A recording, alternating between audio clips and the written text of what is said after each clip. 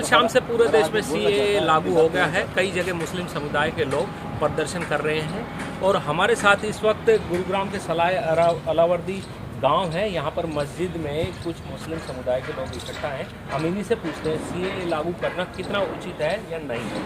Sir, सबसे पहले आप अपना नाम बताइए। जनाब, मैं चेयरमैन हाजी शहजाद खान, मुस्लिम एकता मंच गुरुग्राम से। सर, सीएए लागू हो गया है कल शाम से, क्या कहेंगे इसके बारे में? होना चाहिए, नहीं होना चाहिए? नहीं, पहला सवाल तो आपके माध्यम से ये कहना चाहते हैं कि ये पिछले 5-6 साल से चल रहा है, अब इलेक्शन के टाइम पर ही सीएए क्यों? सरकार इसको ला के क्या दर्शाना चाहती है और क्या कहना चाहती है? क्या ये चुनावी एजेंडा है? मैं आपसे जानना चाहता हूँ, क्या ये चुनावी एजेंडा है? एनपीआर नहीं हुआ, बहुत पहले से तैयारी हो रही, सारे कानून अभी क्यों लागू हो रहे हैं? सर, मेरा सवाल ये है सिर्फ कि सीएए लागू होना कितना उचित मानते हैं और क्या ये होना चाहिए था देश में? क्योंकि देश में जो बाहर के देश के लोग हैं, अल्पसंख्यक, उनको नागरिकता देने की बात हो रही है, क्या वो होनी चाहिए या नहीं? देखिए, जितनी हमें मालूमात है, जो सरकार का कहना है कि हम सीएए के ज़रिए अफ़गानिस्तान, पाकिस्तान, बांग्लादेश से जो अल्पसंख्यक हैं, जो वहाँ लोग सताए जा रहे हैं, उनको लाके हम भारत की नागरिकता देंगे। सीएए का मतलब उनका ये है कि हम यहाँ की उनको नागरिकता देंगे। लेकिन हमारा कहना ये है कि आप बाहर वालों को तो यहाँ की नागरिकता दे रहे हैं, जो यहाँ के देशवासी हैं, 20 करोड़ 22 करोड़ लोग हैं, उनसे आप कागज़ मांगते हैं। उनको आप एनआरसी लाके, अभी आप सीए लेकर आए, कल को आप एनआरसी लेकर आएंगे और उनसे कागज़ मांगेंगे जिसके पास पुराना प्रूफ नहीं होगा, डेट ऑफ बर्थ नहीं होगा। पहले डेट ऑफ बर्थ किसके पास होता था? कहाँ हॉस्पिटल में डिलीवरी होती थी? सब लोग घर में पैदा हुए, किसके पास कोई कागज़ नहीं। कम से कम 100 में से 10 आदमी निकल के बाकी को कहाँ डालेंगे? क्यों उनके लिए एक नया कानून और उन पर जुल्म सितम, वो दोहरी राजनीति करने का काम कर रही है सरकार। तो ये सीएए बिल्कुल गलत है, लाना नहीं चाहिए। और अगर लेके आना है तो जैसे आप यूनिफॉर्म सिविल कोड लाके एक देश एक कानून करना चाहते हैं, वैसे ही हिंदू मुस्लिम को सबको एक ही कैटेगरी में, एक कानून में और एक ही कानून के ज़रिए सबको एक जैसी नज़र से देखना चाहिए। सर, सबसे पहले आप अपना नाम बताइए। मेरा नाम मोहम्मद तौफीक है। आप इमाम है मस्जिद के? हाँ, मैं मस्जिद में इमाम हूँ। सर, एक बात बताइए, कल से सीएए लागू हो गया है, क्या आपका क्या कहना है इस बारे में? मेरा इसके बारे में क्या कहना ये है कि जो भी आवाम के लिए फ़ायदेमंद हो वो काम होना चाहिए था। अब इसी मौके पर इस काम को करना ये तो जो है समझ से बाहर है। क्यों? क्योंकि इलेक्शन नज़दीक है, इस वजह से? अब ये तो जो इस चीज़ को लागू कर रहे हैं, जाहिर सी बात है आम आदमी को तो ये महसूस होगा किसी न किसी मफाद के लिए, अपने मफाद के लिए जो इसको लागू किया जा रहा है। इसमें तो दूसरे देश के जो लोग हैं उनको नागरिकता देने की बात हो रही है। दूसरे देश के लोगों को नागरिकता देने की बात हो रही है। यहाँ के जो लोग परेशान हैं, जाहिर सी बात है यहाँ जो लोग रह रहे हैं उन्हीं की ज़रूरियात पूरी नहीं हो रही हैं, तो उन लोगों को किस तरीके से यहाँ जो एडजस्ट किया जा सकता है।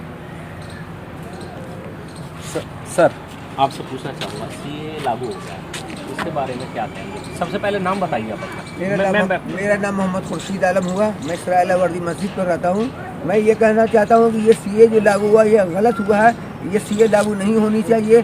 इससे हमारे को हिंदुस्तान के जितने मुस्लिम हैं सबसे ये इतने पुराने जो डेट ऑफ बर्थ और जो मांग रहे हैं, जो 20-50 साल 40 साल, उतने पुराने हम डेट ऑफ बर्थ कहाँ से लाएंगे? हम इतना डेट ऑफ बर्थ उतना पुराना हमारे पास मिलेगा ही नहीं। बहुत कम ही लोग ऐसे होंगे कि जो कि जिनके पास जो थोड़ा बहुत हल्का फुल्का मिलेगा, लेकिन डेट ऑफ बर्थ इतने पुराने नहीं हो। ये लागू जो हुआ ये गलत हुआ, ऐसा नहीं होना चाहिए जैसा कि हो रहा है।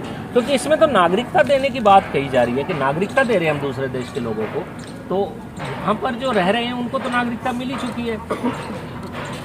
तो हम लोगों को नागरिकता, जो लोग जो बाहर और भी लोग जो लोग रह रहे हैं उनको कौन सा नागरिकता मिल रहा हुआ? नहीं, नागरिकता नहीं मिल रही है, नागरिकता छीनी जा रही है। हाँ, ये गोया के यहाँ के लोगों को नागरिकता छीन रहे हैं जी। सर, आप सबसे पहले आप अपना नाम बताइए। मोहम्मद असलम नाम है। असलम जी, सीए लागू हो गया है देश में, क्या कहेंगे इस पर कि लागू होना चाहिए था या नहीं होना चाहिए था? अगर नहीं होना चाहिए था तो क्यों, क्या वजह है? देखिए, एक धर्म के लोगों को टारगेट करने का एक टारगेट है इन लोगों का, इसके अलावा और कुछ भी नहीं है। देखिए, अगर मैं ये कहता हूँ कि जितना मुसलमानों को परेशानी है हर तरह से, हर चीज़ इनसे मांगी जा रही है। क्यों? क्योंकि ये हिंदुस्तान के नहीं है क्या? ये हम लोग यहाँ पैदा नहीं हुए क्या? एक गुलदस्ता था हिंदुस्तान, इन्होंने एक तरह कुछ लोगों ने इसको बांट के अलग कर दिया, देश को डिवाइडेड पे लेके चले गए। आज के टाइम में जो जिस तरह की इनकी कंडीशन है, ये नहीं होना चाहिए। अभी इलेक्शन है, सिर्फ ये चुनावी एजेंडा है। मेरा मानना ये है, ये चुनावी एजेंडा है, कुछ ना कुछ टारगेट कहीं ना कहीं करते हैं। अभी उत्तराखंड का देख लीजिए, आदिवासियों को बाहर कर दिया सिविल कोर्ट से। अभी सारा कुछ, सब कुछ मिला लीजिए। अभी आप चले जाइए मणिपुर, क्या हालत हो रही है, एक पूरी तरह से वहाँ पे कभी आज तक इनसे शांति नहीं हो पाई। ये एक मुसलमानों को टारगेट करके अपना चुनावी एजेंडा बनाने की तैयारी में है और कुछ भी नहीं है इसके अलावा। ये होना ही नहीं चाहिए था। होना चाहिए तो पूरे हिंदुस्तान के जितने भी बाशिंदे हैं, जितने भी रहने वाले हैं, सभी को नागरिकता। क्या ज़रूरत है आज के टाइम में कि भाई 50 का, 40 का, 30 का, सब का वो डेट ऑफ बर्थ लेके आइए?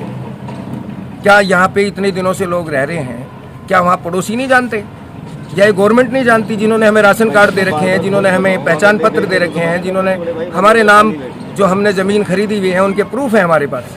इसका मतलब ये नहीं है कि जो चीज़ उस टाइम पॉसिबल नहीं थी। क्या आपको पता है? अब एक चीज़ मुझे बताइए कि जो हॉस्पिटलों में डिलीवरी होती थी पहले, सब अपने अपने घरों में होता था। अब कहाँ से ला के देंगे लोग डेट ऑफ बर्थ? अब मेरे फादर हैं, फादर चले गए, कहाँ से ला के देंगे हम उनका डेट ऑफ बर्थ? ये भी तो एक टारगेट है। अगर मेरे फादर इस दुनिया में नहीं रहे, अब वो चले गए, अब उनका डेट ऑफ बर्थ हम कहाँ से ला के देंगे जी? सीधा सीधा टारगेट है, सीधा सीधा टारगेट सरकार का ये है कि जो गैर मुस्लिम अल्पसंख्यक है उनको देश में, भारत देश में लेकर आना, और यहाँ के जो माइनॉरिटी है उसको यहाँ से बाहर निकालना। ये दोहरी राजनीति है सरकार की, दोहरा रवैया है। इस पर सरकार को गौर करना चाहिए। हम तो आपके माध्यम से ये कहना चाहिए, जो भारतवासी हैं, देशभक्त हैं, वो कहाँ जाएंगे? आप इंडिया गेट पर जाके देखिए कि देश की आज़ादी के वक्त 9000 लोगों में से 6100 लोगों ने, उलमाओं ने आज नाम लिखा हुआ, उसको प्रूफ की ज़रूरत नहीं है, नाम खुदे हुए 6100। क्या वो मुसलमान नहीं थे जिन्होंने बलिदान दिया है? वो देशवासी नहीं थे? तो सरकार जो ये जो दोहरा रवैया लेकर आ रही है, हम आपके माध्यम से यही कहना चाहते हैं कि वो इस पे गौर करे और यहाँ के लोगों को, भारतवासियों को सुरक्षा दे, उनकी देखभाल करे, परेशान ना करे। और ये अपने चुनावी एजेंडा है उनका, वो चुनाव किस तरह के देखना चाहते हैं, कैसे राजनीति करना चाहते हैं, ये उनका अपना मिशन है। लेकिन यहाँ की आवाम को, भारत की आवाम को परेशान ना करे। और सही मानों में अगर ऐसा करेगी तो वो देश को बांटने का, देश को तोड़ने का काम कर रही है ये सरकार।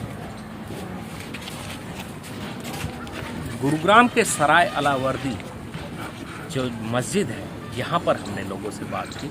यहाँ पर मुस्लिम समुदाय के लोग इकट्ठा हैं और मुस्लिम समुदाय के लोगों ने कहा कि देश को राजनीति के माध्यम से बांटने का काम हो रहा है, ये नहीं होना चाहिए। Rajesh Yadav, ABP live, Gurugram.